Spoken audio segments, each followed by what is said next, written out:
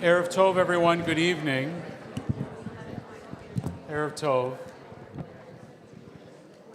It's wonderful to welcome you here to Temple Sholom and to have such a wonderful representation from our community. I want to welcome my colleague, Rabbi Hannah Dressner, who's here.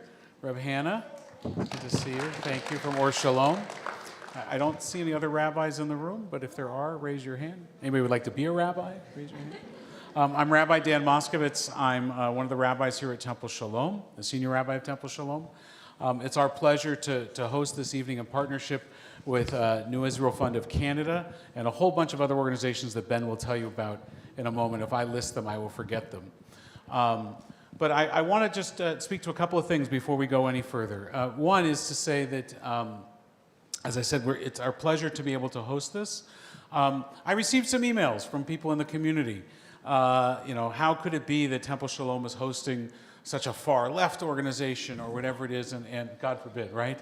I get the same emails when we host people to the right of center. How could it be that Temple Sholom is hosting such a far right organization? So a synagogue, as you well know, because I've said it many times and I wasn't the first to say it, it was said in the Talmud. A synagogue is usually traditionally three things: a beit tefillah, a house of prayer; a beit midrash, a house of study; and a beit knesset, a house of gathering. In order to be all of those things, but particularly to be a house of gathering, to be the last of those, you have to expand your tent. I gave a sermon on one high holiday. It was either the last one or the one before. Everything before October 7th is a blur, where I talked about Rabbi Yochanan and Reish Lakish. and how Rabbi Yochanan and Reish Lakish used to engage in vigorous debate. And when Reish Lakish died, Rabbi Yochanan was distraught, not only because of the death of his friend, but a man that he actually disagreed with all the time. They argued constantly. And what Rabbi Yochanan talked about him missing was that without this contrary view, he couldn't get to the truth. Without hearing stuff that he didn't always agree with, he couldn't understand his own position. And we live in that siloed world, particularly in our social media feeds, where we're only fed the stuff that we already know and already agree with. That's how the algorithms work. They want you to hear the things that you already know because that gets you to click on those things more and more. The things that aggravate you, you click on more and more. And so the purpose of this evening and every evening at synagogue, every sermon that myself and Rabbi Brown give, maybe not every song that Cantor Cohen sings because those are supposed to bring people together, but is, as they have said long ago, is to comfort the afflicted and afflict the comfortable. That's the purpose of shul. That's the purpose of so that's the purpose of tonight, is to turn things over for you and to help you find your truth. And you may find your truth by agreeing with what you hear tonight from our wonderful presenters and from our moderator. You may find your truth by disagreeing with what you hear with tonight. That is fine. The important part is to engage with it. As our tradition says, is to turn it over and to turn it over again and to find within it the truth and the complexity of the matter. And so that's what we're going to do. And I'll just share lastly, before I turn it over to Ben, I just returned from a mission to Israel. Reb Hannah and I were there together in December, and I was fortunate enough to go back with a leadership delegation from Federation, some of whom just arrived back today at 2 a.m. in the morning. I left an hour and a half before they closed the airspace on Motzi Shabbos on Saturday evening because I had to get to something in San Francisco. My sister, who's been a teacher at her Jewish day school on the peninsula in the Bay Area for 30 years, was finally chosen as Teacher of the Year after 30 years. And in my view, she's always been Teacher of the Year. But I said to my sister, I said, Debbie, you know, it took 30 years, but this was the perfect time for them to pick you, because if they had picked you any other year, I would have still been in Israel. But because it was happening, I had to leave when I did. But I'll tell you what I saw there were a couple of things. One is I saw a country that in December, when Reb Hannah and I were there, had put a lot of this to the side and was focused on just what was right in front of them, which was dealing with the terrible crisis, the civil society needs, and the need to find some sense of security. But that was December. Now in April, the divisions, sadly or appropriately, had reappeared. The society continues to be as fractured as it was on October 6th, I think, although along different fault lines now, and a real sense of despair, a real sense of hopelessness for a nation whose anthem is Hatikva, is the hope. There is a sense of where do we go from here and how do we extricate ourselves from this so that we don't return back. Nobody wants to go back to October 6th for a variety of reasons, but nobody knows what October 8th or October 7 plus 199, what's the day of Seder? That's the number I know, but I know it's a little less than that, what that day looks like. But they are starting to talk about it, and they are lacking a lot of answers. And hopefully tonight we get to some of them, or at least to explore some of the possible avenues towards that. And New Israel Fund of Canada, along with the other organizations that are partnered here, are doing that important shared society work. And even if the conversations don't lead to the conclusions that we think are our own, or even are maybe practical or realistic, they're having the conversations, as are others in Israeli society, as is the Hostage Forum. They're having the conversations, as is the democracy movement. We were one of the first synagogues, along with Or Shalom, to host the Unacceptable group before the community fully opened the tent to that. And it comes from the same, thank you. It comes from that same place. You have to engage in this stuff, the stuff that is contrary even to your views, so you can find the truth, or your truth. And one of mine is that it's important to work with New Israel Fund of Canada, as it is with other organizations, so I'm pleased to have Ben Marin here, and for you to tell us about why we're here tonight and what New Israel Fund has been doing. So Ben, to you. Thank you, Rabbi Dan.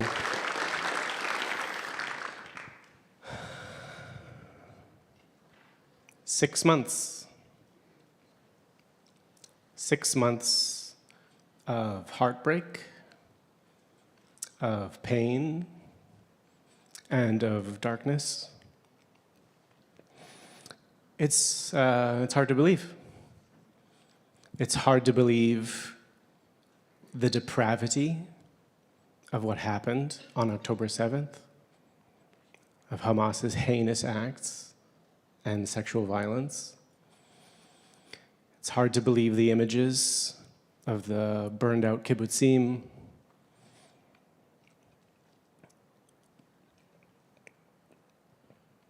It's hard to believe that day as the numbers of the hostages just went up and up and up.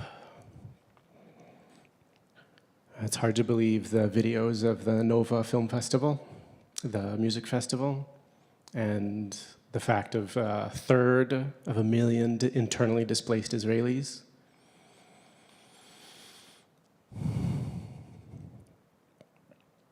It was hard to believe how quickly the Gaza death toll climbed up and up and up and up. Millions displaced. It's hard to believe that 1.7 million people are living in a man-made famine. It's hard to believe that this weekend we have come this close to a regional war. It's hard to believe that our Jewish day schools and mosques in my city of Toronto on the same day were evacuated for bomb threats. It's hard to believe that our institutions in Montreal and Vancouver have suffered the same. Fire bombings, graffiti. It's hard to believe that in Winnipeg, a Jewish home had a bullet hole put through its front window. If you're like me, what has also been excruciating the past 6 months has been not just holding my pain, our Jewish pain, the pain of my Israeli coworkers, my family, my friends there, the pain of the Israeli people, but also in my heart holding the pain of the Palestinian people too. Why have we, the New Israel Fund and the partners, done this series of events? I come from Toronto and Ottawa, tonight also in Montreal. One of these speakers is there. We're bringing these voices of Israeli civil society because we don't want to go through this again. I don't want babies taken from their mothers again. I don't want people starved again. And what has added salt to these open wounds has been a shocking resignation from many people. It has to be this way. We had no choice. Or we will die by the sword forever. We will live by the sword forever. And it's been especially dispiriting hearing these also from Israeli political leadership. That's why, perhaps in the midst of the hurricane of emotions we've been feeling, the horrors unfolding on our phones, our nervousness to walk around in our own streets, or even to talk to our own friends about what we're going through, there was heard from Israel, even in the earliest days after October 7th, a still, small voice saying, it doesn't have to be this way. And this voice came from Israeli civil society.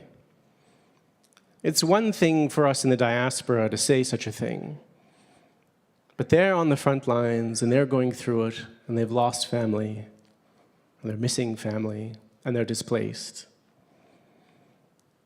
So that's why in the first few months, we were astounded to see across Israel dozens of gatherings, conferences, events with hundreds of Jews and Palestinians standing together, holding up those now iconic purple signs saying Jews and Arabs refuse to be enemies, Jews and Arabs stand together, or just simply biyachad, together. We were astounded to see Jewish citizens of Israel respond to the needs of Palestinian citizens of Israel, making calls to the families of the hostages and vice versa, joint Jewish-Arab humanitarian aid missions to the south, to the kibbutzim, to the north. And as the war in Gaza accelerated, those Israeli voices also said, we do have choices, even now.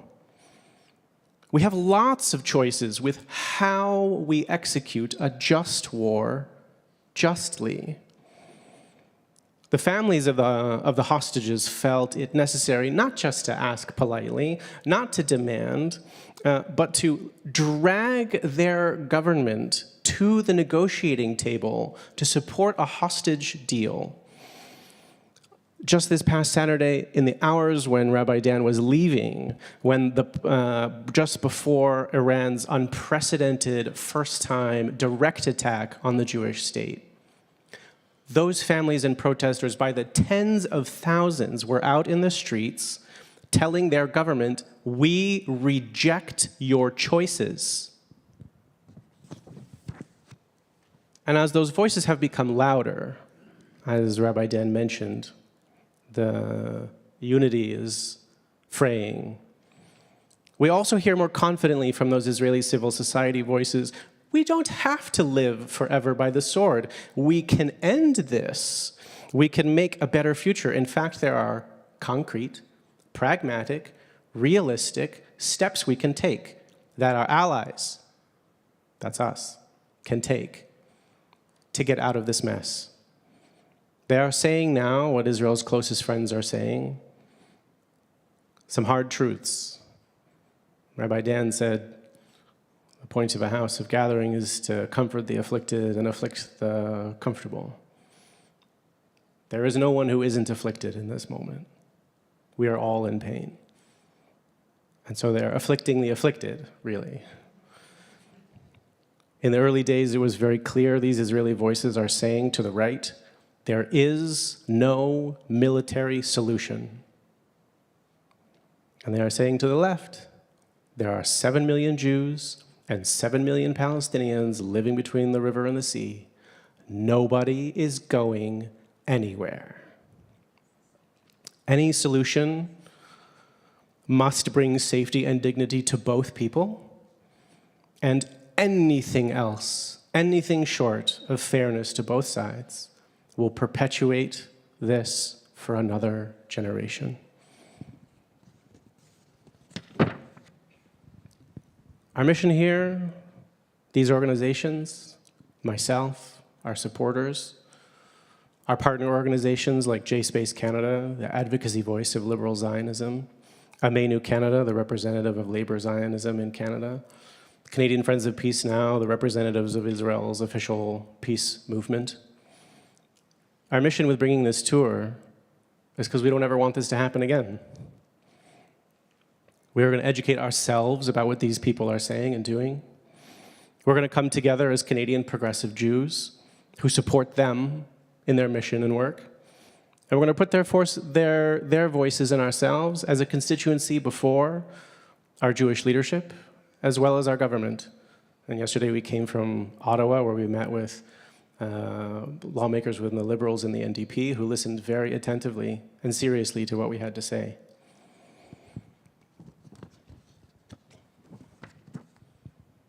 And so what we hope you hear today will be answers to some difficult questions. What you hear today is that Israelis need our help.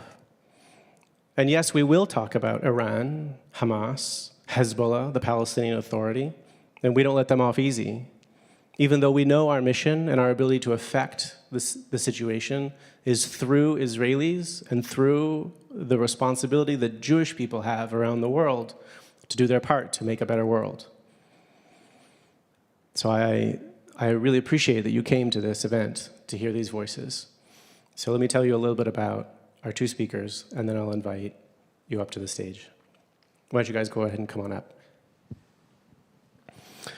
I'd like to welcome up our moderator, Maayan Kreitzman. Kreitzman is an Israeli-Canadian food systems researcher with an academic background in botany, genetics, and bioinformatics. She was lucky to be born in Vancouver to an Israeli mother who raised her speaking Hebrew.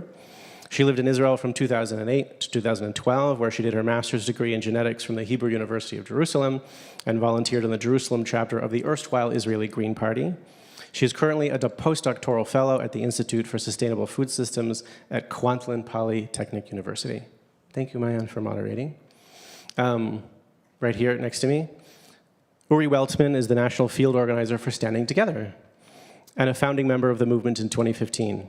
A longtime peace and anti-occupation activist, he also has a background in neighborhood community organizing and LGBTQ political organizing. Born in 1984, just 1 year after me. He lives in Tel Aviv with his partner and their 2 daughters. A teacher by profession, he enjoys math and Marxism. Dr. Gil Murciano is CEO of the Israel-based think tank Mitvim, the Israeli Institute for Regional Foreign Policies. His diverse experience with the geopolitics of the Middle East is the basis upon which he experiments with core concepts of global security and foreign policy. Between 2017 and 2021, he served as an expert on Israel's foreign policy and national security at the German Institute for International and Security Affairs, and he led a Berlin-based policy initiative which aims to turn members of the Middle East diaspora into foreign policy advisors. Thank you all for doing this with us. I'll turn it over to Maayan. Thanks, Ben. So we're going to jump right into the meat of the issues. And I'll start with Gil and Uri with a bit of an introductory question, and then we'll have a bit more of a longer conversation with Gil, and then we'll have a bit of a longer conversation with Uri. And then we will turn to the audience. Can you all hear me? Okay. I will try to be a little closer to the mic. So Gil, tell us a little about Mitvim, and tell us what you were working on within Israeli society before October 7th and what has changed. Okay. First of all, thank you very much for inviting me to this beautiful community in this really beautiful city. Mitvim is basically a think tank. What do we do at a think tank? We think, or actually we rethink. Actually, when Rabbi then mentioned the distinction between Bet Knesset and Bet Tfilah, I just realized that we are doing similar things. What we are doing at Mitvim is challenging everything. In a very Talmudic way, basically. We challenge basic assumptions in Israel's foreign policy and strategic policy. But not just generally, but in order to achieve 2 major goals. One is to promote an Israeli-Palestinian peace, not as some kind of an ideological Northern Star or some kind of a goal, but as an action plan. To really turn it into policy items, to create policy plans to promote it proactively. And the second one is to create or to promote the incorporation of Israel to the regions surrounding it, in plural. So of course the Middle East, but beyond that also the relations with the Mediterranean, with Europe, with the US. Now, I would say that even dealing with this issue of foreign policy as a leading issue in Israel is somewhat of an exception. In most cases, if you know your way around NGOs or thinking organizations in Israel, when we speak about strategic issue, it's mainly about national security with a small side dish for diplomacy. What we are trying to do is deal with the craft of diplomacy, negotiations, to harness the creativity that we have seen and you have witnessed in Israel when it comes to national security, the one that allowed us to intercept 99% of the missiles in the worst attack in modern warfare of ballistic missiles, or to go down into the enrichment bunkers of the... To imagine that you can harness that creativity, that innovation in thinking into the field of diplomacy, and do what we are aiming to do. If you don't mind me, Rabbi Dan mentioning something from Psalm, you know, we are in a synagogue, we talk about Bakesh Shalom Verodfehu, to try and find peace wherever we can actually find and promote the diplomatic options. How do we do that? The classic way, writing policy papers, creating briefings with decision makers, simulations, by the way, also participating in the act itself, creating dialogues with regional partners, for example. We were the first to sign a MOU with the Moroccan think tank, for example, creating those specific opportunities. Creating, basically doing that based on a community of knowledge that brings together practice and theory. We have some of the leading minds from the academia together with practitioners in the field of foreign policy, former diplomats, former ambassadors, mediators, in a good day that allows you to kind of find the optimum between what is feasible and what is creative, to promote those specific ideas. We work with 4 different audiences, decision makers, and you ask what changed. Mitvim was working in the last decade with each and every one of the governments that were chosen in Israel, mostly swimming against the tide, with a somewhat of an exception of the Lapid government. I'm saying Lapid and not Lapid-Bennett, where you had a fighting chance and we achieved some progress with them. But we decided at the start of last year already that we are not going to repeat this experiment with the current Israeli government. We don't boycott anyone, but the gap between the core positions of this government and what we believe in regarding two-state, regarding regional integration, regarding the liberal nature of the Israeli democracy was just too wide. And I'll say that what happened to us in the process in the last year is that we turned from an organization that was somewhat mainstream thinking into what Noah Landau, the editor of Haaretz, exaggerated as the diplomatic wind of the protest movement. Back in the time of the democratic, of the judicial reform coup d'etat in Israel, basically. We, after 7th of October, 24 hours after 7th of October, we established 2 teams. One that deals with the day after. I can tell you personally that it was one of the toughest tasks that I ever had to do, basically. I mean, we were still burying our friends and family members, and to deal with the day after, on the 8th of October, was not just, it's not just a rational challenge, but also emotional. But I think that what we were able to achieve is what we basically published a couple of weeks ago, the Israeli Initiative.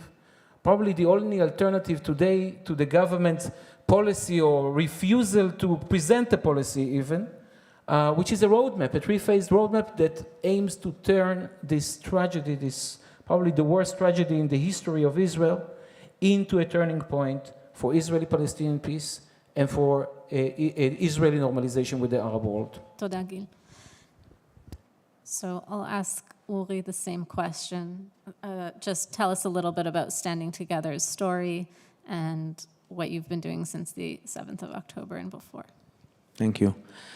Standing Together formed 9 years ago in 2015, and it grown to become the biggest grassroots movement inside Israel that organizes both Jewish citizens of Israel as well as Palestinian citizens of Israel to campaign for peace, equality, social and climate justice.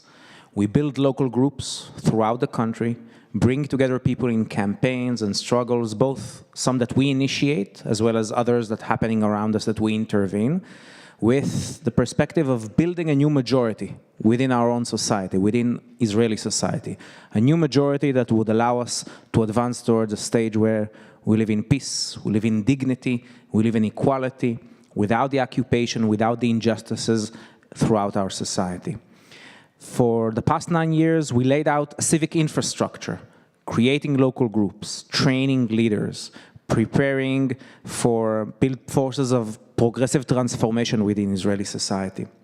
And when October 7th happened, was not something that we prepared for, was not something that we've anticipated, was not something that we had in stock, a plan on the shelf on how to deal with, but we were not hopeless in face of the events that happened. October 7th was a shock for Israeli society, which, as you know, is so close-knit that all Israelis almost directly or indirectly felt impacted by the scale of the atrocities and the horrors. I remember myself spending the days after October 7th walking from one shiva to another to comfort bereaved families, and I was gripped with the grief in all of Israeli society. At the same time, I was looking with horror at the statement made by the cynical politicians at the top and the language that they've employed to describe the Palestinians in Gaza Strip. Yoav Gallant, our Minister of Defense, when justifying the tightening of the siege on Gaza, said, "We are dealing with human animals and we shall treat them as such." He didn't say this about Hamas militants or Hamas leaders, but on people, on the entire people. And a dehumanizing language, dehumanization, also dehumanizes the dehumanizer. And we felt that there is a challenge, there's a jeopardy for the moral fabric of our society. So we put out a call for local groups throughout Israel to form what we called the Jewish-Arab Solidarity Network, or the Jewish-Arab Solidarity Guard, an emergency ad hoc initiative aimed at bringing together neighbors, Jewish and Palestinian neighbors within the same city, or Jewish and Palestinian neighbors who live in neighboring towns, to build local groups that would chart an alternative path to that of our very warmongering, hawkish, and ultra-nationalist government, and de-escalate, because we were fearful that we will see intercommunal violence within Israel, the likes of which we saw in May 2021. Close to 24 such local groups formed, doing diverse things. The local group in Lod, which is an Arab-Jewish city not far from Tel Aviv, organized food donations to collect food for families badly affected by the war. So you would have Jewish and Palestinian neighbors in Lod collect food donations that went to Jewish and Palestinian families in the south of Israel, both to families of people who were living in the kibbutzim in the Gaza envelope, as well as to Palestinian families, Arab Bedouin families in the western Negev, also badly impacted by the war. This was our way to do anti-racist work through deeds, not merely through words. We were not content simply with drafting a well-worded statement on the evils of racism and put it on our website or tweet it in social media. Because when you involve people in doing anti-work at the community level, it's worth 1,000 moral lectures on the evils of racism. And we consciously lowered the bar to invite more people to participate. Not tell them come to a protest, because that relates mostly to people who come from the activist subculture. There are many people who were feeling despair at the moment, who were worried, and if we opened up a vista for them, a door for them to become active and involved, they would walk through this door, and they did. The local group of the Jewish-Arab Solidarity Guard in Haifa went out on the streets to erase racist graffitis, that read "Death to Arabs," that sprung up on walls following October 7th, and replaced them with bilingual graffitis in Hebrew and Arabic that said freedom and equality for all. At times, our local groups of the Jewish-Arab Solidarity Network faced state repression. The activists of the Jerusalem group one night were detained by the police when they were out hanging posters in the street of Jerusalem. The crime was that they were carrying posters with the very dangerous message that read, "Jews and Arabs, we will get through this together." This was enough for Jerusalem police to detain them and to confiscate their very subversive posters. Come November, we were not content with simply having small, localized actions. We felt there are many people throughout our society whose values resonate with ours, but who are feeling despair, who are feeling hopelessness, and wanted to bring them together. You couldn't demonstrate at the time because the police didn't allow permits for demonstrations. In order to circumvent this, we said, let's hold mass Jewish-Arab solidarity rallies indoor, in places such as this we're now, that don't require police permits. More than 300 came to the first such rally in Tel Aviv. 500 people came to Jerusalem. 350 people to Baqa el-Gharbia, an Arab town not far away from Tel Aviv. 300 people to Tira. Within the course of a month, in total, thousands of Jewish and Palestinian citizens of Israel participated in 20 such Jewish-Arab solidarity rallies in Jewish cities, in Palestinian cities inside Israel, and in mixed cities, shared cities like Jaffa and Akka and Haifa.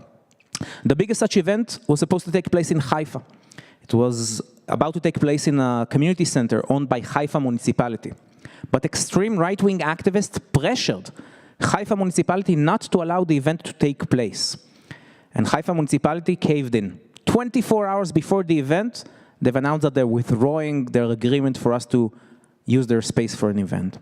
We scrambled to find new location, and the local mosque at Kababir neighborhood in Haifa opened up its door for us. 700 people came and packed the mosque to its capacity, mostly Jewish residents of Haifa, but also Palestinian residents of Haifa. I'm 40 years old. I've been a peace activist for 20 years. Never before do I remember that during a time of war, while our government is bombing Gaza, hundreds of Israeli citizens pack a mosque to its capacity to speak out against the occupation and for a vision of Israeli-Palestinian peace that would guarantee everyone the right to live in safety. At first, all the chairs were filled in the mosque. Then people sat on the aisles and on the floor. When there was no longer room inside the mosque, we've opened up the windows and people were peeking in inside. And when that was no longer possible, the people of the mosque opened up the back room where we screened the speeches through video. We came and we are leading for the past few months a movement inside our society to chart an alternative path to that of our government, our very hawkish, ultra-nationalist government. Our message, while not a majority message yet, resonates with people inside Israeli society, and standing together as a movement, constantly hope and think and thrive how to strategically organize, get people involved who are not already in agreement with us, convince the unconvinced, and to do so in both languages, Hebrew and Arabic, within both national communities inside Israel, the Jewish majority and the Palestinian minority, and to do so not only with the already convinced, but how to preach beyond the choir, how to change minds, how to shift the needle of public discourse inside our society, not only to get on board the people who are already in agreement with us, but also to change opinions and to change the political weather inside Israel. Thank you. And we'll...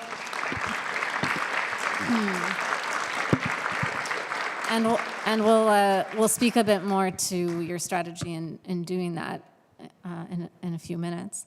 But I want to turn back to Gil to kind of bring us into the bigger picture thinking that where we're envisioning a future in the broader region. So there's been much discussion of the Biden plan for a moderate coalition of Arab countries with normalized ties to Israel that can cooperatively stand against Iran, et cetera.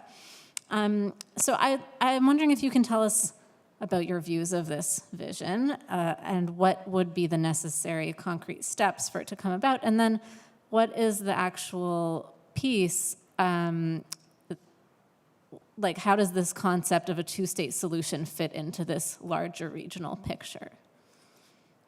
Right. So first of all, maybe I'm going to start with the end of the question because Sure. regarding two-state. Because, you know, I mean, we had a couple of meetings at the State Department coming from DC, and it actually was a junior staff member that approached us in the elevator, really leaving the meeting after presenting our plan, and said, you know, positively, how dare you?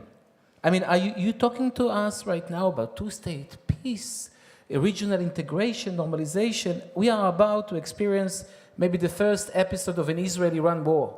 We are currently having a humanitarian crisis in Gaza, real starvation on a large scale, you know, dehumanization, as you mentioned, of Palestinians altogether, intercommunal fight, and ongoing trauma that is, you know, intensified by the fact that we are still living 7th of October to our hostages that are still, you know, in Hamas captivity. All of this, and how can you speak about two-state, and how can you speak about peace? And you know, in this point, I probably should have thrown one of those Churchill quotes: "The greater the crisis, the greater." I don't know. I don't know if it's Churchill or everything is affiliated with Churchill, or the greater the opportunity. But you know, I would be remiss if I will relate to what we're experiencing as an opportunity. What we are experiencing right now is a necessity. Is a clear sense of urgency.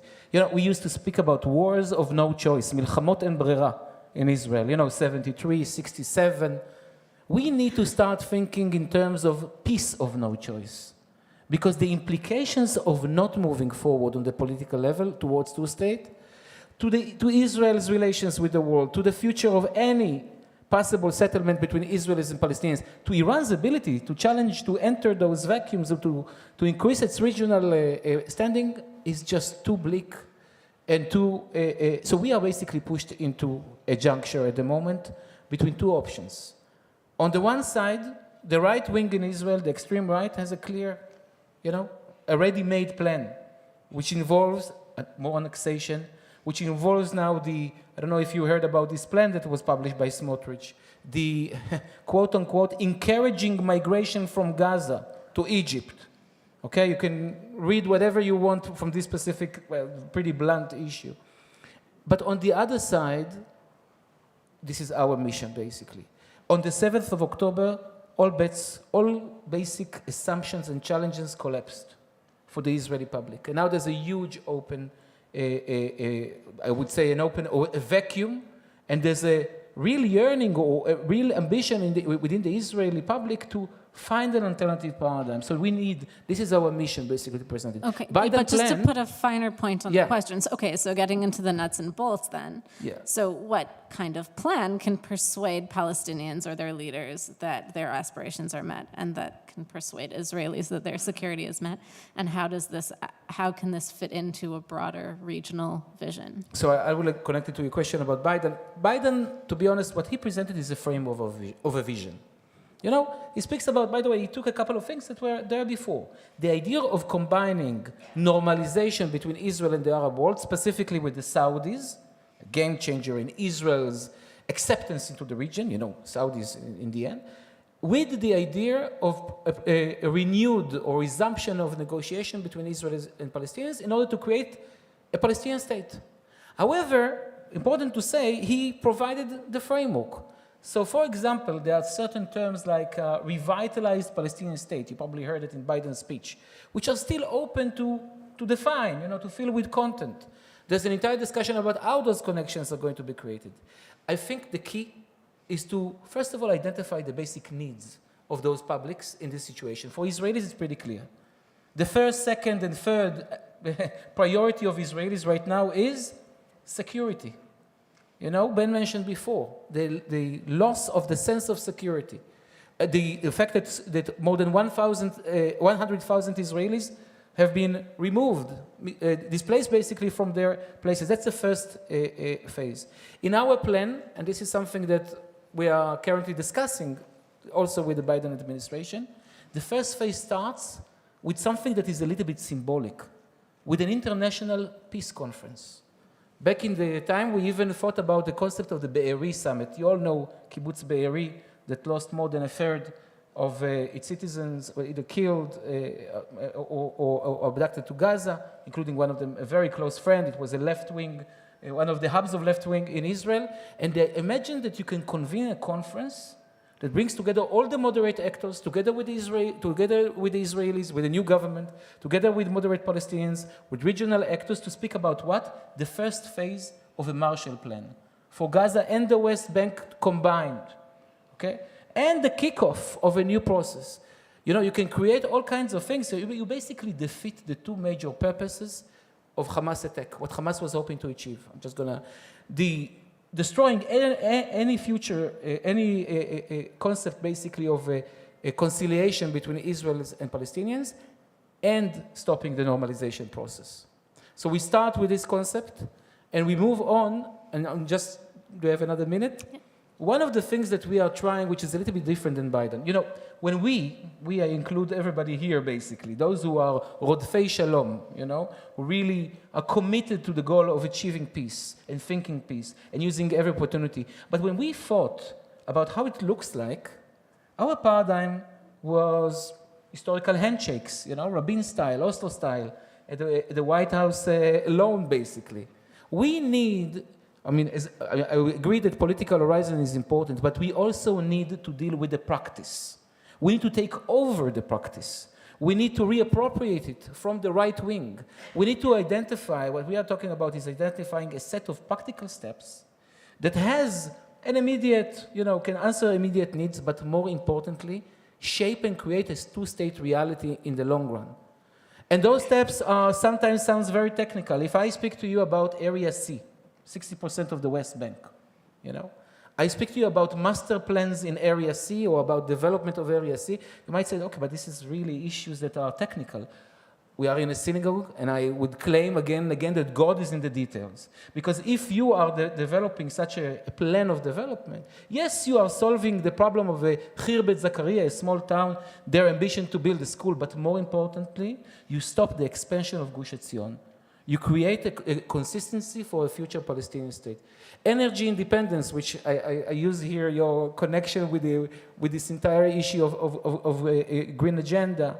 Energy independence for the West Bank, yes, it would solve the water problems of Bethlehem. But more importantly, in the long run, it would provide the capacity, a state capacity for the PA, and even change the power relations between Israelis and Palestinians. So the second phase is all about statehood, building it bottom up. Unless we are able to connect the bottom up and top down, it won't gonna work. We don't have the privilege to wait for some left-wing government that would create another Rabbi Oslo moment. We need to start taking control over the things on the ground, basically. And that's actually an important part of this issue. And lastly, of course, the first phase is about a renewed Arab Peace Initiative. And this is where we connect with the Biden plan, an Israeli-Palestinian regional process. This is a nutshell of a nutshell, but I'm sure that we can touch. Yeah, maybe we can expand on that sort of most broader political piece a little bit in light of the events of this last weekend with this Iranian attack on Israel with over 350 drones and missiles.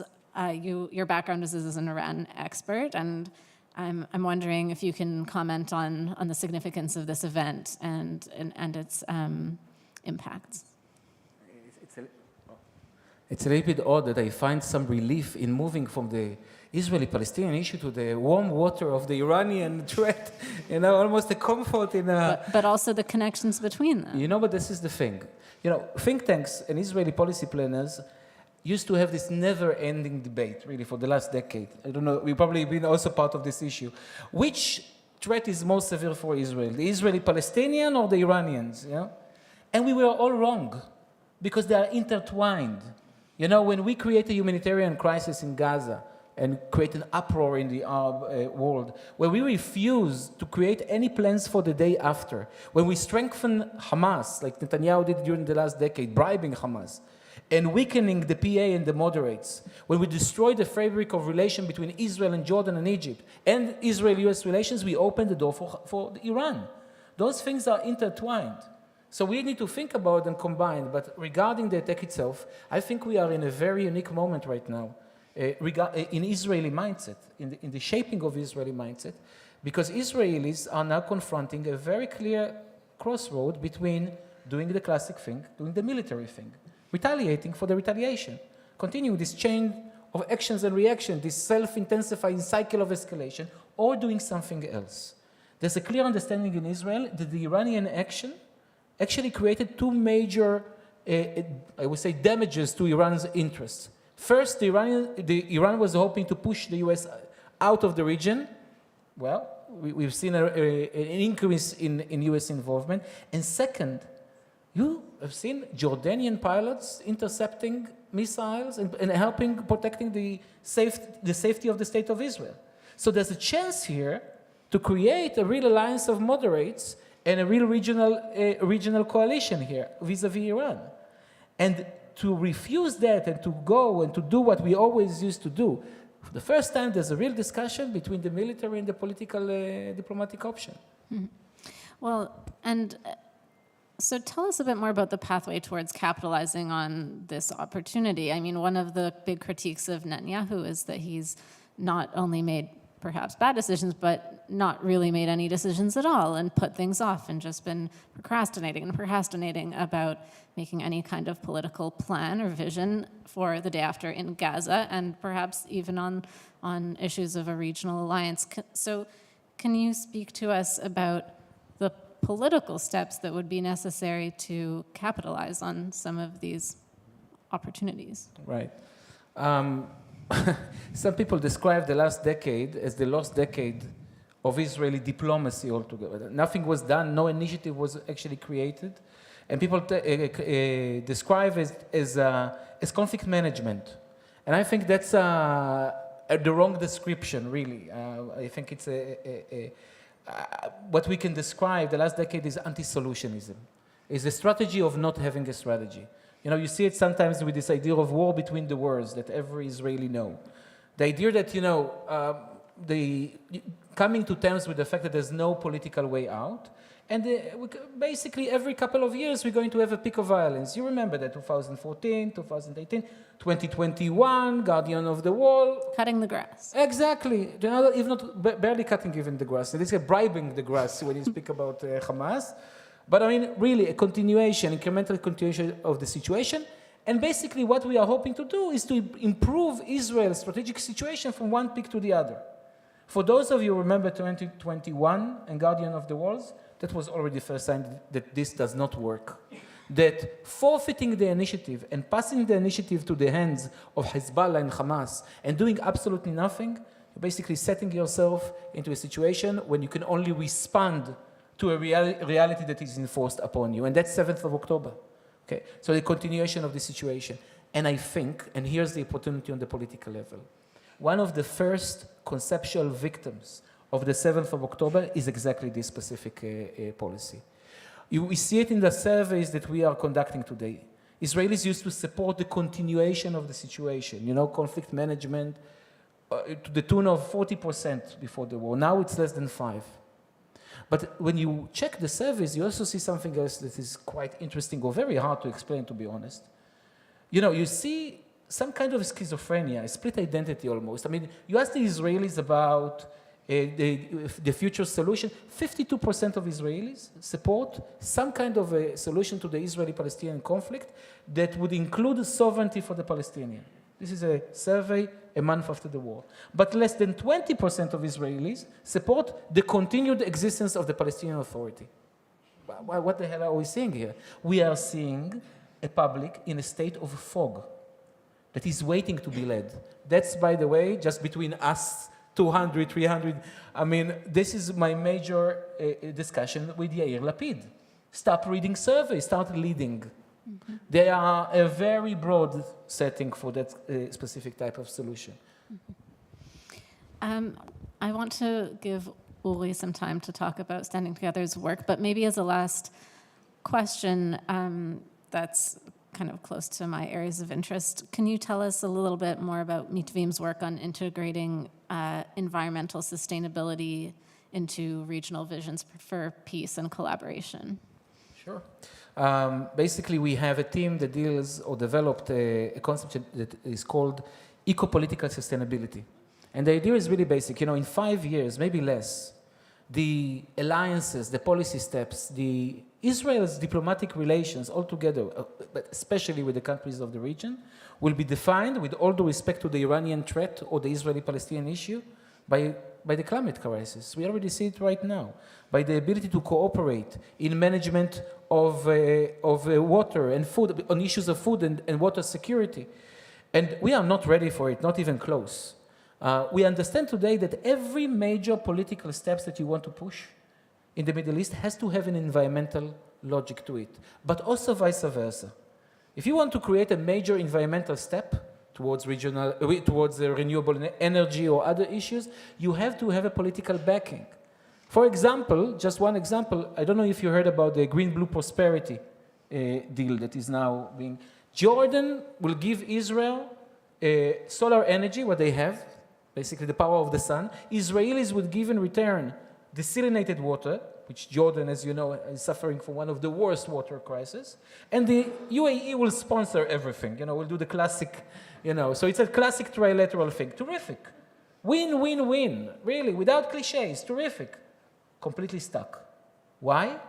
Because there's a major crisis between Israel and Jordan, because the Palestinians are not part of it. So you see how the political aspect influences everything on that level. But there's hope here, because when you speak about climate change... I read the other day that they just signed a water treaty. Is that wrong? Jordan and Israel? Yes. Yeah. So the thing is, Jordan, in its crisis of its water crisis, needs ever more, larger amounts of water to be supplied to it, and the main source is Israel.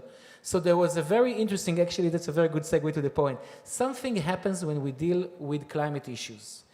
I can tell you that we, as a think tank in Israel, in a state of anti-normalization, the Jordanians refuse to work with Israeli think tanks. Because it's, again, against even left-wingers like us.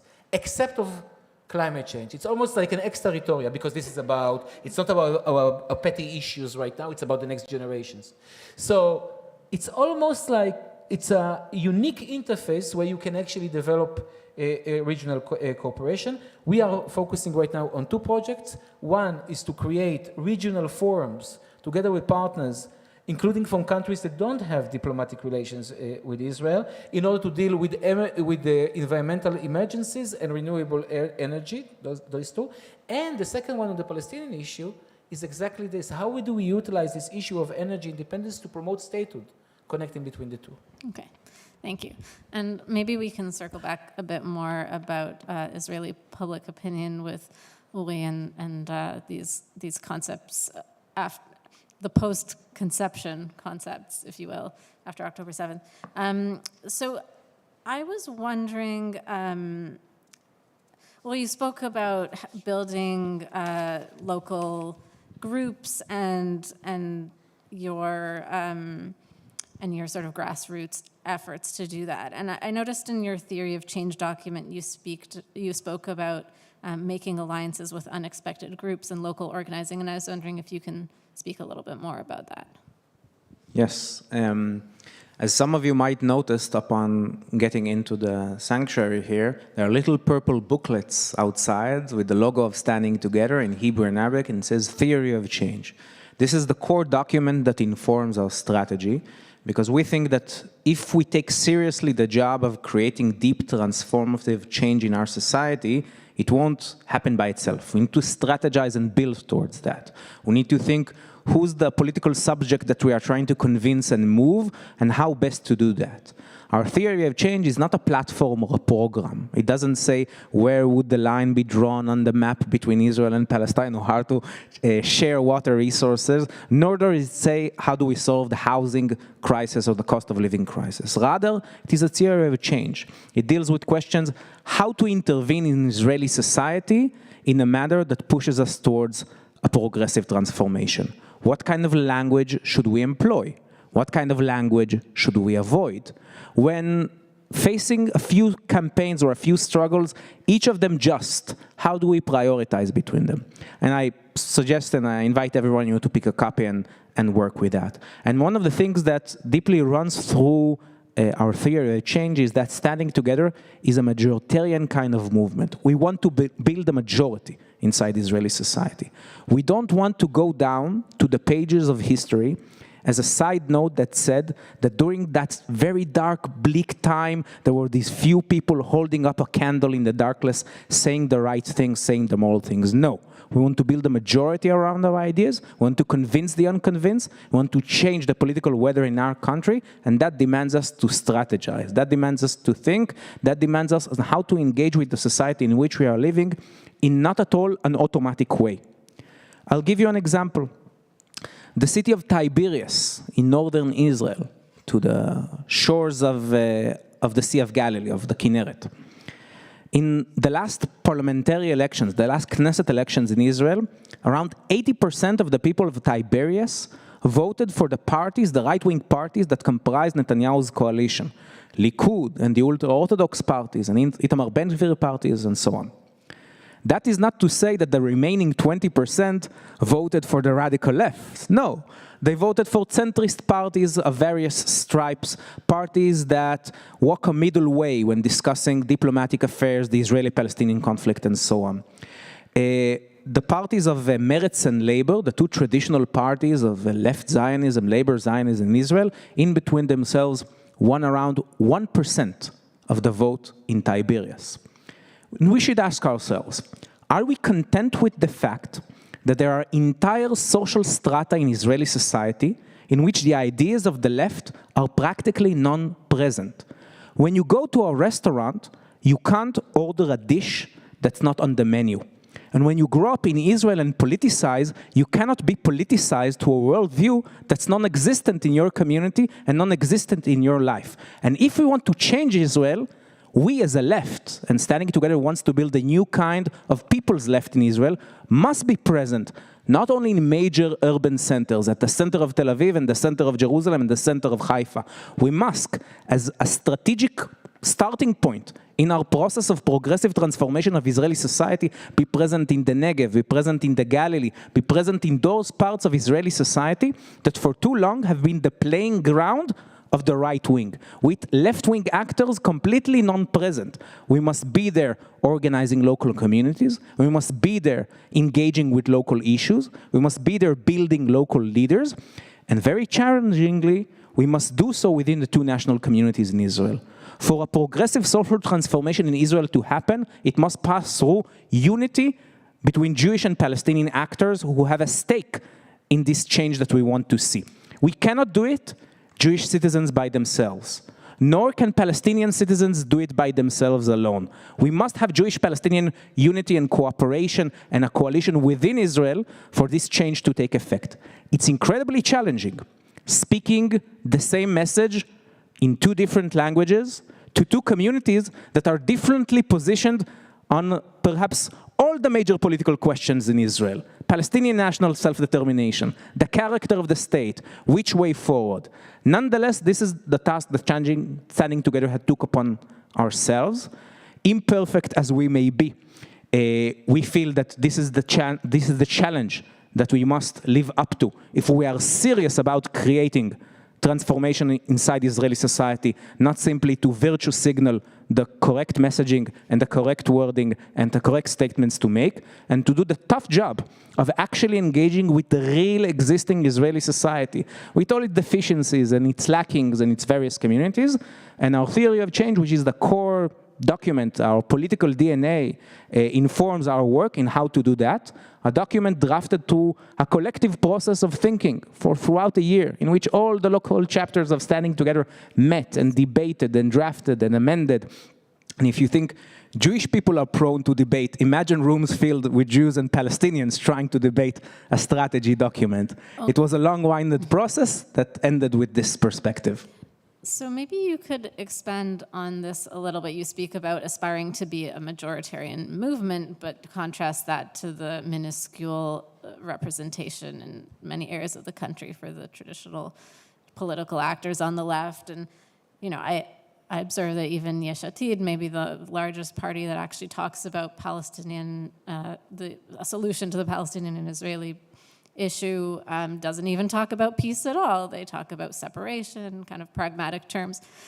So can you tell us a little bit about what's in the Theory of Change document in terms of how do you build a chapter in Tiberias? How do you start an action in a place where these movements and ideas are very weak and don't exist? Maybe you could give us a little example to make it a little bit real.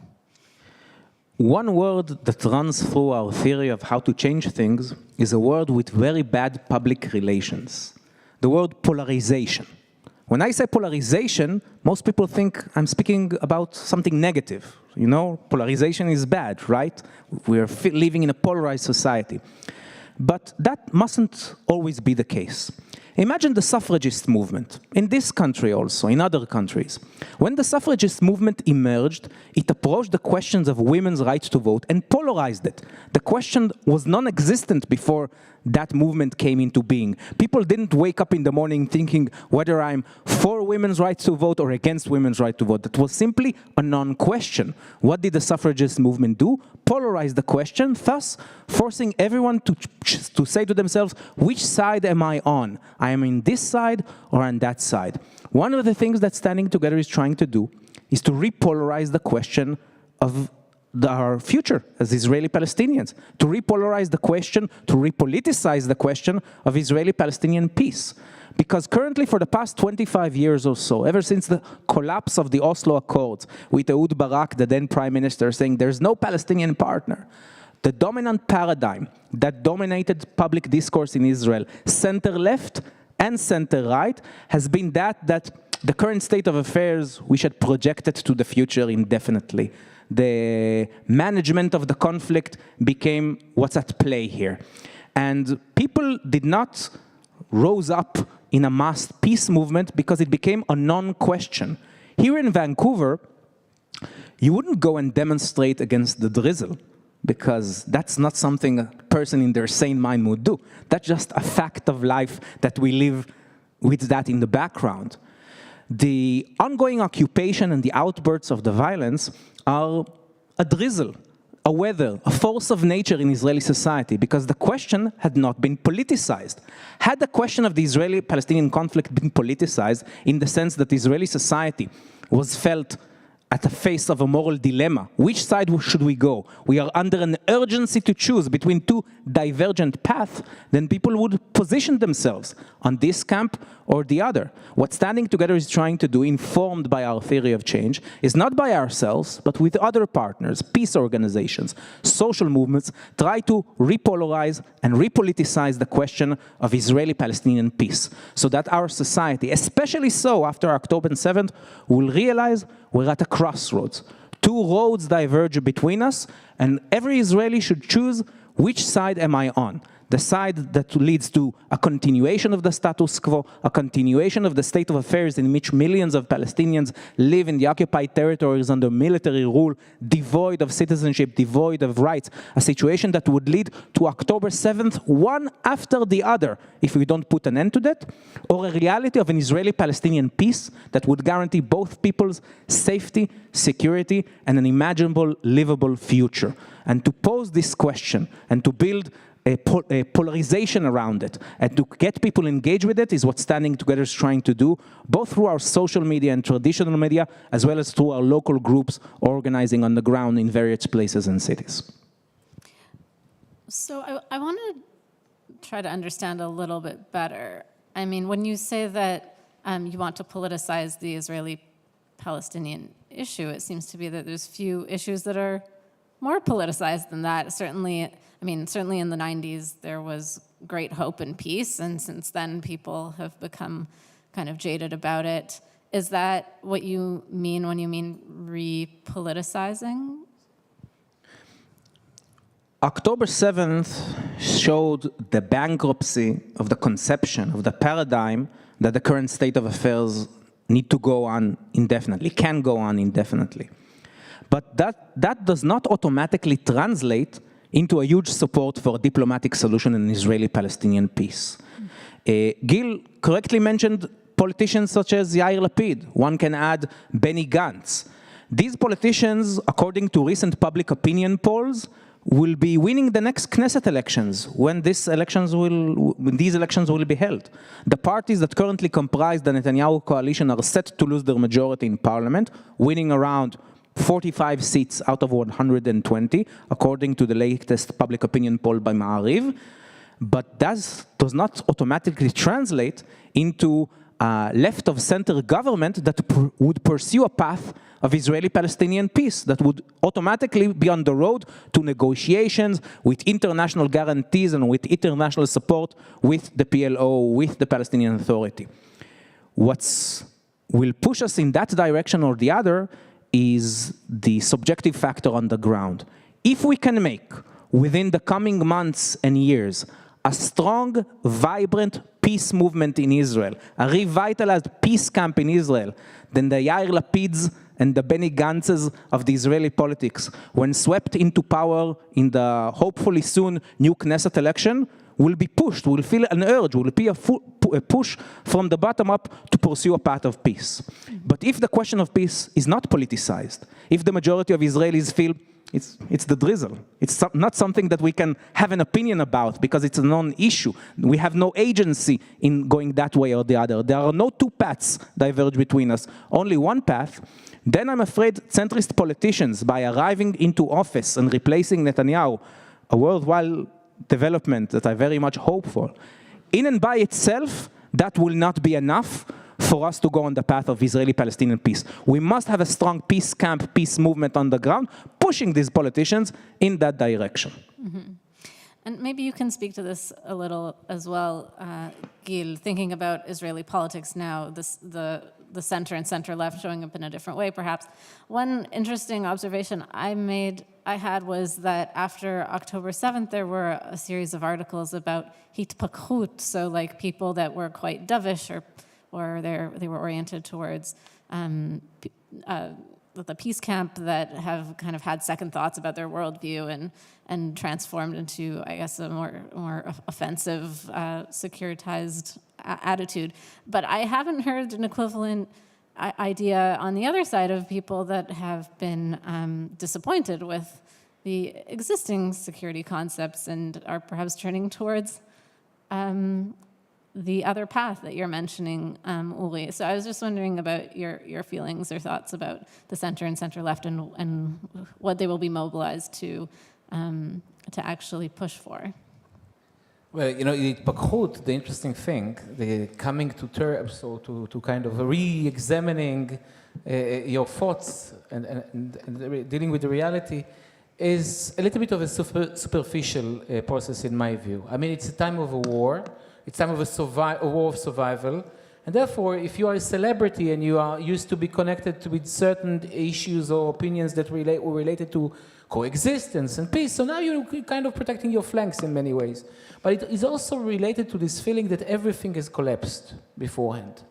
And everything is up for grab. But here's the interesting thing. The Pakhut is not just about which political party you vote for or whether or not peace could be promoted. It's mostly about your belief beforehand regarding the issue of security. So it's all around. So, we used to speak about Netanyahu as Mr. Security, right? We used to speak about his policies as the policies will bring security to Israel, not just on the Israeli-Palestinian level. Also, when we speak about Iran, Netanyahu is strong against Iran. Netanyahu is a leader of a different caliber. If you've been to Tel Aviv during one of those campaigns, you would see Netanyahu shaking hands and on a huge poster on Azrieli in Tel Aviv with whom? With Putin. So there's a real question here. On each and every one of the items that Netanyahu presented, he failed. One of the things that I find very interesting is this entire issue about settlements. For years, there was an affiliation between settlements and security in Israel. Even when it comes to Gaza. We can protect the West Bank because those settlements are bastions or hubs of security within the region. And what did we experience on the 7th of October?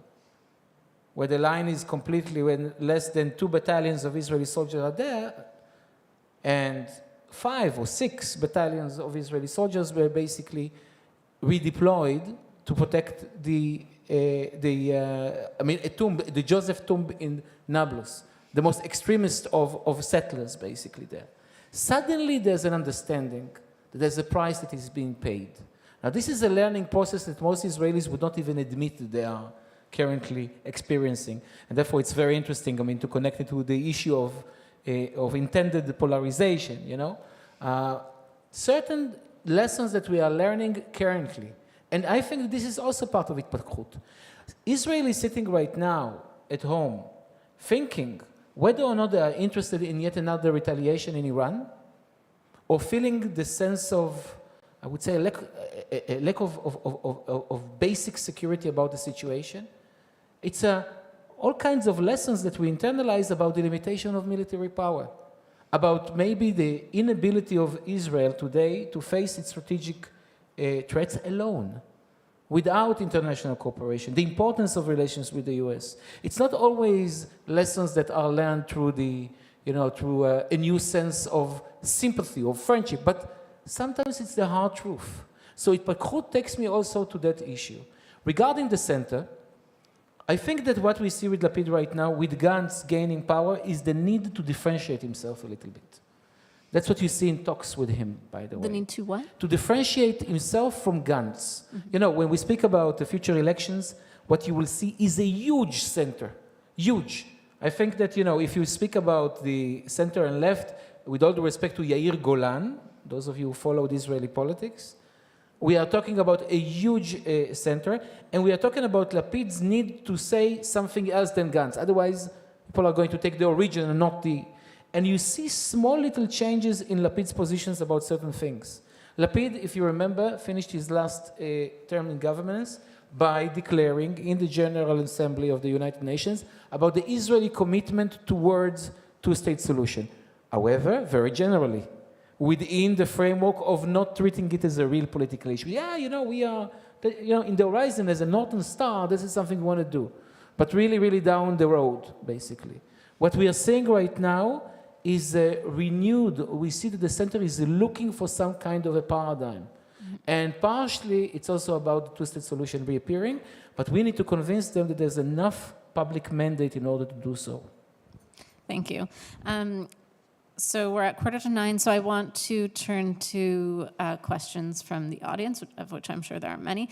I note that we started a little late, and thus I am giving us an extra 7 minutes than I intended to schedule for questions originally, so that we're not missing important thoughts from the audience. I'll just remind everyone, questions, not sermons. I'll give the sermons. You can ask the questions. And you can direct your questions to Gil or Uri or both. My name is Masoud Hebron. I'm Persian, and I study in Iran, I study in England, France, and Canada. You refer here, time and time, to Iran and the people of Iran. Under Shah regime, Iran was the only country, Muslim country, have diplomatic relationship with Israel. Egypt and Jordan relationship happened after 1967 war. Now, what happened? And then also at the time when the Shah was there, a lot of Iraqi Jews, they came to Iran because there was a coup d'etat or something, and they had their synagogue there, their highest elementary school, highest school as well. And a lot of Arab Jews through Iran, they flew to Israel, they gone to Israel through Tehran airport by LR, including some of my own relatives. Now, what happened that from that situation, we have come to a situation that Iran will send 200 or something missile to Israel. What happened in your opinion? Gil, other than the Iranian Revolution, what happened? Yeah, the Ayatollah Khomeini and the Iranian Revolution was key here.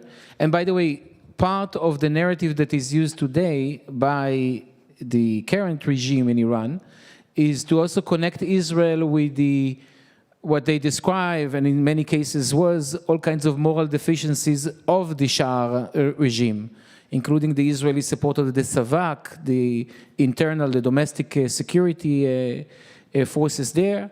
But very clearly and very early, the Iranian Revolution adopted both the Palestinian issue and the cause of fighting Israel as a major ideological goal. But this is the interesting thing. Today, it's not just one of the goals or the ideology. It is also a major tool to preserve and maintain the control of the regime against internal domestic protest.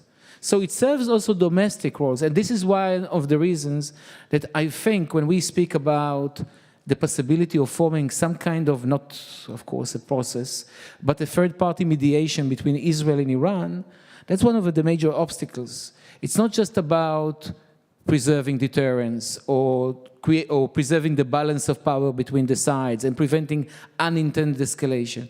We are talking about a fight or an ideological goal of destroying Israel, which is part of the core values of the regime, in order to preserve its own control in Iran. And that's one of the major obstacles. Thank you. Thank you. We're going to try to do like 2 or 3 questions together, and then we'll ask them. So we'll keep the questions short, and we'll get more in. Okay, I'm very impressed. You're very nice people. There's some very interesting plans, but there's an elephant in the room, and there's a democratically elected government whose material interest is to maintain the tension, and Iran just handed them an opportunity to do that even easier if they didn't have any advantage before. Could you address the question of if this government has 2 more years, there will be unlikely a road back. Unless there is a way for political change, which nobody, as far as I can tell, in a short run addressed, I think this is all a dream. And was there another question? But let's take a Rabbi, few. you wanted to do a few questions Yeah, together? a few questions. Hugo. Hello. First of all, thank you and the most utmost respect for the doers. I am just going to ask questions, but at my level. The problem I see with what you're saying is that you're thinking very much as Israelis, like maybe we don't have peace because something I did. Was it something I did? What can I do better next time? And we are forgetting that on the other side, there are also people with their own agency. And I wanted to know what's the reach to the other side, because thinking, okay, maybe if we build a school or maybe if we do this project, but where is the empowerment on the mamlachtiyut on the other side? Abbas cannot get out of Ramallah. He does not control anything. So I can understand that most of the voters in Israel, when presented the option of maybe if we just withdraw from the settlements, we will have peace, they will say, no, we will have Hamas on the West Bank too. And, well, that was one question. Do one more here. Uri, can you explain the success of standing together in the last municipal elections? Okay, so 2 questions about hopelessness, agency on the other side, and then municipal elections for Uri.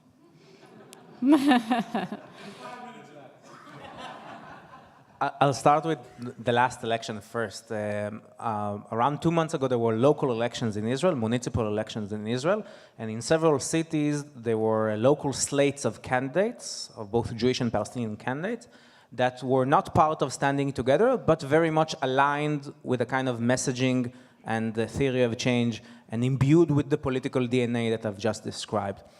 Movement in Haifa, a local urban movement contested the city council elections in Haifa, called the Haifa Majority or City Majority, headed by Sali Abed, a Palestinian leader of Standing Together. She was the first Palestinian woman to lead a slate of candidates in the Haifa election, and she got elected city councilor in Haifa. In Tel Aviv, Yaffa, Itamar Avneri, another leader of Standing Together, contested the local election, heading a movement called Purple City. There's a play of words here, lost in the translation. In Hebrew, it is called Ir Sgula, which means both a purple city, which is our color, as well as a city of virtue. I assure you it sounds better in Hebrew. And these 2 municipal campaigns were quite successful, and insurgent campaigns that actually got leaders of Standing Together elected to local office without a lot of money, without prior experience in doing these campaigns. And I think one of the reasons why these campaigns were successful is that the political language that they've employed, again, in line with our theory of change, was engaging, was polarizing. Itamar Ben-Gvir, our Kahanist Minister of National Security, his party, Jewish Power, stormed municipal elections. They ran 54 local slates in cities throughout Israel, taking pride in that they are bringing his political project to your city council. In Haifa, facing this threat by Jewish Power, the local movement, Haifa Majority, headed by Sali Abed, pulled together the little money that we had, and we said, let's confront head-on this messaging. We put on a billboard in the center of Haifa with the first four candidates pictured at the billboard. Sali Abed, Palestinian woman, first Palestinian woman to lead a slate of candidates, candidate number 1. Elad Arel, a Jewish labor organizer, candidate number 2. Orwa Adam, the first Palestinian LGBT candidate to stand for public office in Israel, candidate number 3. And Ofri Peretz, a Mizrahi feminist activist, candidate number 4. 50% women, 50% men, 50% Palestinian, 50% Jewish. And the slogan that was put on the billboard was, and this was our response to Itamar Ben-Gvir's Jewish Power, Jewish Arab Power. The voters sent Sali Abed to the city council, and the local slate of Jewish power did not muster enough vote to get elected. So by using confrontational language, not shying away from polarization, but doing the right kind of polarization, not Jews against Palestinians, but a Jewish Arab majority that stands to gain from a change in status quo versus that minority that stands to benefit from maintaining the current state of affairs. This is what we've employed in our municipal strategy also, and this worked out really well. And I've used up all my minutes, so I leave the next questions to Gil.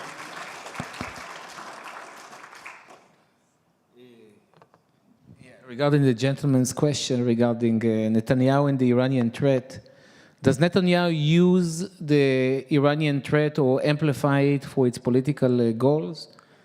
There's a famous saying that is affiliated either with Stalin or Oscar Wilde, I don't remember which one, that the fact that you are a paranoid doesn't mean that nobody's chasing you. You know this one. And I think it's a great description of the issue of Iran and of Netanyahu. Of course Netanyahu uses it and still uses it, but I think that what we've seen, this exchange of blows, that started with an Israeli escalation, right? With the Israeli airstrike on the Iranian consulate, a house adjacent to, no, we won't going to deal with real estate right now, but really to the Iranian consulate in Damascus, was more an attempt to say to the Iranians, you don't have immunity here. Israelis knew for years that Iranians are guiding Islamic Jihad, Hamas, or Hezbollah from the embassy. But the choice to attack it was a specific message that actually was sent by the Israeli national security apparatus. Probably Netanyahu did not stop it because it was also comfortable for him politically. As long as the war continues, he has the ability to prevent the crucial discussion about holding him accountable to what happened before the war. And as long as it continues, then the claim that, this is an interesting topic to polarize, by the way, that we should not change horses while climbing the hill. We are in a state of war, so we cannot really create a political change. It sticks with a wide, I would say, wide or large parts of the Israeli society. So that's maybe regarding that. Your question about how does it actually play also with the Palestinians? Now, the Yozma Israelit, the Israeli initiative, was meant for an Israeli audience. To start by recruiting them, creating enough positive disruption in order to start a discussion about a feasible political plan or a roadmap towards peace. But this is what happened this week, and this is maybe was the best part of my week. We found out through a colleague, actually a Palestinian colleague, that the initiative was translated to Arabic. So, we checked and how. We found out that a gentleman by the name of Dr. Ziad Darwish, a member of the Palestinian Authority, decided to translate it. And when we approached him, hoping that he wouldn't present an invoice for the translation, he said, listen, I just wanted to let the Palestinians know that there are different Israelis who are thinking long term and somebody to work with. Now, working Israelis and Palestinians together, we've been doing it for the last 3 years, super complicated, anti-normalization, all the things that we mentioned. Since the publication of the initiative, we are now in a direct dialogue with 3 different think tanks, 2 in Ramallah, 1 in East Jerusalem, about creating their version, if you will, their response. I'm focusing on their disagreements specifically in order to create some kind of a synthesis, not just with Palestinians, also with regional actors. For many years, we, Mitvim, used to be the, excuse my French, the party poopers in all those normalization, Abraham Accords parties. Would come, everybody would present, oh wow, celebrating together. And we would say, okay, great, terrific. We've been preaching for that for the last 5 years before the Abraham Accord, but it won't work long-term without the Israeli-Palestinian component, if we are unable to leverage normalization for the sake of Israeli-Palestinian peace. And the people that we were shown by or would complain about it were the regional actors, were the Bahraini, the Emiratis, the Moroccans. Why are you embarrassing us? Everything is working fine without the Palestinian in the room. What do you have to bring the Palestinian issue in? Now, they are searching for it. Now, out of necessity, they have to deal with the Palestinian issue, and they are looking for options because there's, an outpour in their own public because of all those specific issues. So again, we are able to take this initiative and use it as a basis for discussion with Palestinian regional partners. Thank you. I'm just looking at the time. I think we have maybe 4 more minutes for questions and answers, and then we'll wrap up. Oh, there's someone who... So we'll do rapid fire questions and somewhat rapid answers. Okay, I'll talk fast. So everything sounds great, and who doesn't want peace? Well, I think some people don't, and those are the people that are making the most money. So the leaders of the Palestinian Authority, and, sorry, I'll stand up, and also Hamas, well, they're richer than Taylor Swift. What motivation do they have? Can you, because you're there, I can make all sorts of Facebook posts, but I'm not sure it's helping. What can be done in your minds? You're much closer to it than any of us. Come over here. And I can assure you your Facebook posts are not helping. Not yours, just everybody's. I think a similar question of what can be done is that we're talking about long-term political change, which very much sounds like it needs to happen, but at the same time, people are in famine. Thousands have been slaughtered. We know that the hostages have not come home. And so what can also be done now in the face of such horror? Mm-hmm. And last one right here.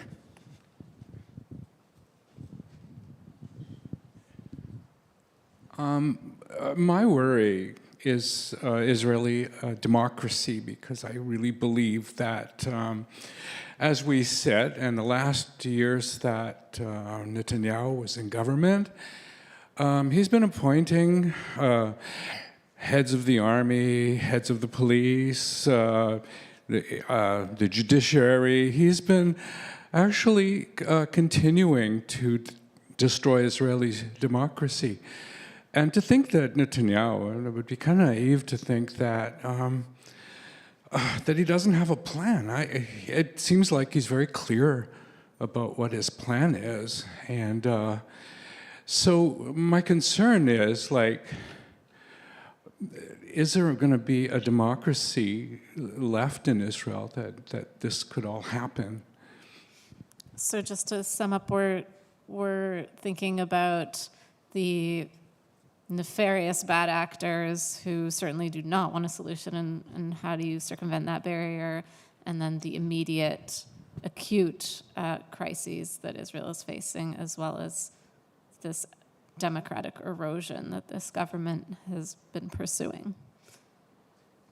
In any order, you can take a stab at one or any of them.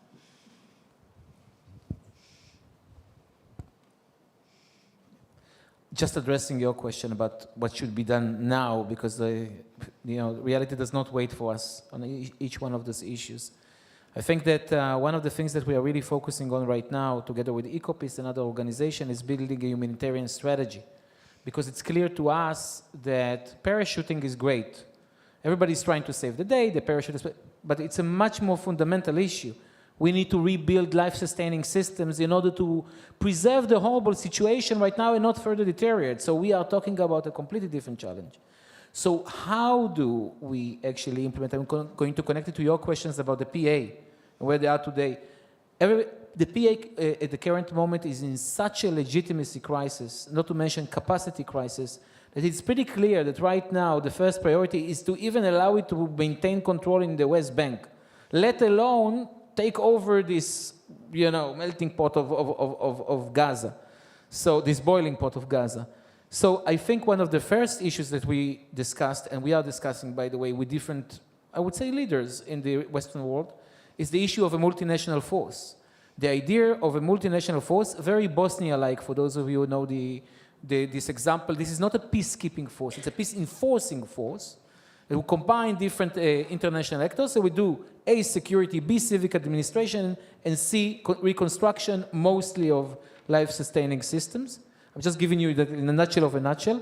One little problem, nobody want to take part of it. I can't blame that. Would you like to send Canadian soldiers right now to deal with Hamas? Of course not. The only way you will see such willingness is if it is part of a much larger process. that is aimed at least to bring back the PA in, and the Israelis commit not to challenge the sovereignty of those forces in Gaza.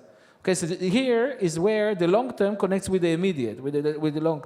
There's no magic here. There's no way to actually conduct it. Otherwise, regional actors, Egypt, Jordan said, no way we are going to go forward without this specific framework.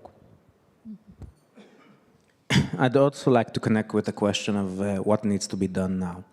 What Standing Together been doing for the past months is to try to build a political will inside Israeli society to advance towards a different path than that of our government.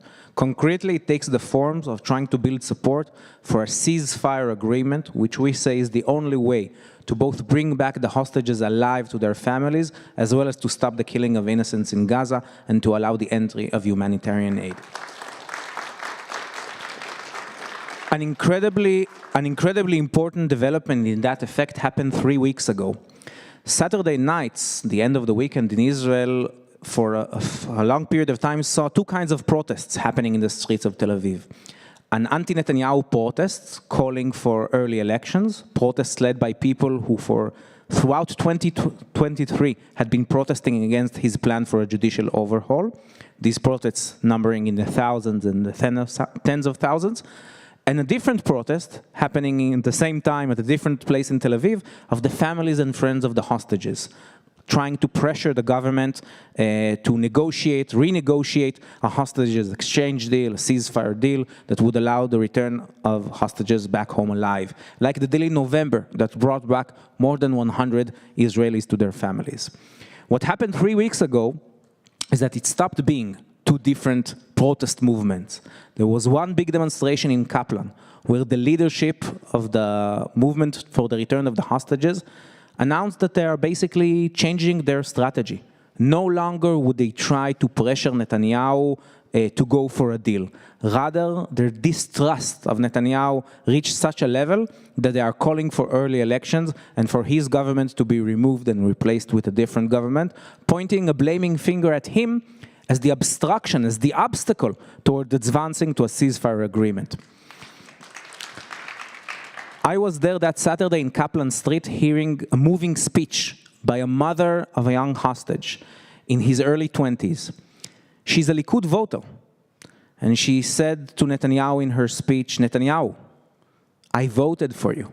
I entrusted you with my vote. I now revoke your mandate. You are an obstacle for the safe return of my son alive at home, and I'm calling on everyone here and on everyone listening to the media to join us in a mass civic protest for this government to be replaced with a different government. This is an incredibly important development, both in the fight to maintain Israeli democracy, as well as in the fight to bring back the hostages alive and to stop the killing in Gaza. The movement to return the hostages, the demand for a ceasefire agreement, is currently the most de-escalating factor within the war on Gaza. Therefore, myself and my friends in Standing Together are involved with it, helping to popularize its message. Because for Netanyahu, the protraction of this war, the continuation of this war, is of deep political interest. He knows that a temporary ceasefire might develop to a permanent ceasefire. A permanent ceasefire would mean an end to the war. An end to this war would mean an end to his coalition government, because the extremists he huddled with already said publicly, to the record, in their own voice, that when this war will end, if they will end the war before total victory, they would topple the government.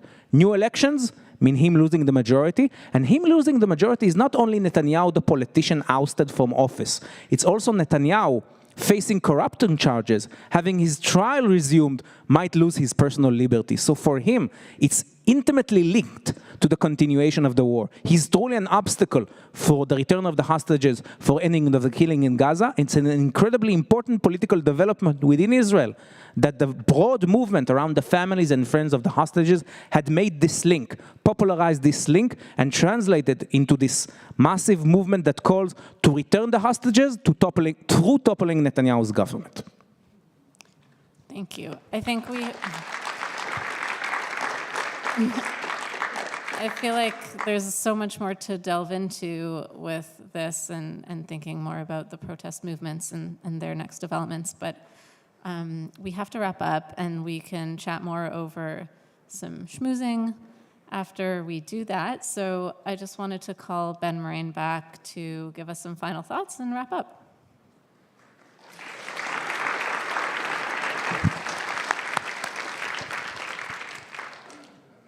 Thank you, O3, so very much for giving us just that taste of like issues that are complicated, but they're also very clear.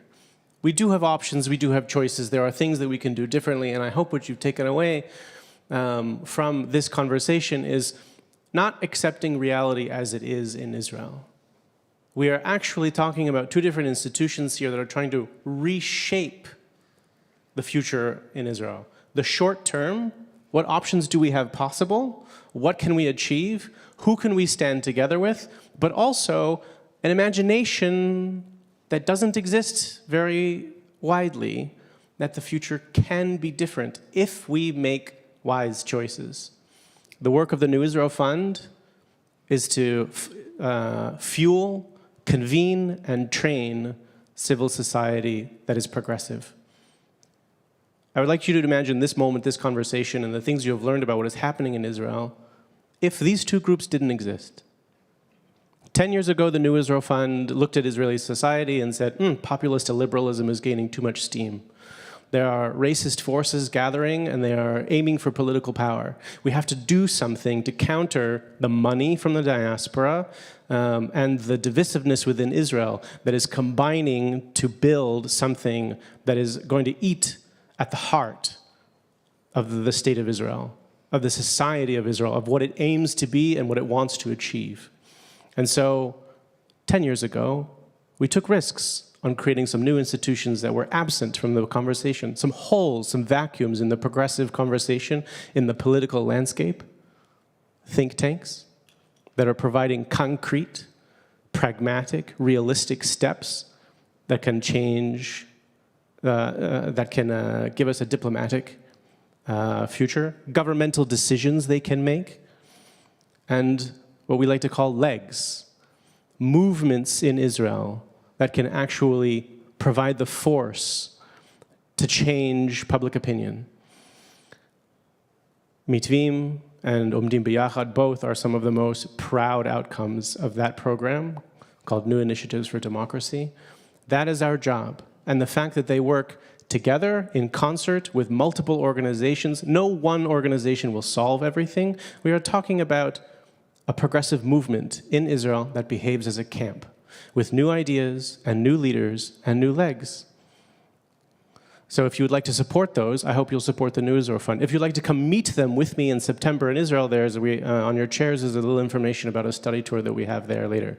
In Canada, the organizations that have sponsored this, Amenu Canada, JSpace Canada, Canadian Friends of Peace Now. We too operate as a camp where we put these views forward. We have partnered to pay for the events that we've been doing, as well as to put together what I hope you'll receive is an action alert from JSpace that contains some actual things you can tell your MPs about about acting on the Canada's support for some of the things that they have recommended here. We need your help. We need your voices. In the current polarized landscape, it's easy to feel that those who care for both Jewish and Palestinians, for both Israelis and Palestinians, feel erased. And it's not because we're not there. It's because we're hurt. And it's because we feel silenced. And it's because we feel that the effort of speaking up is just too great.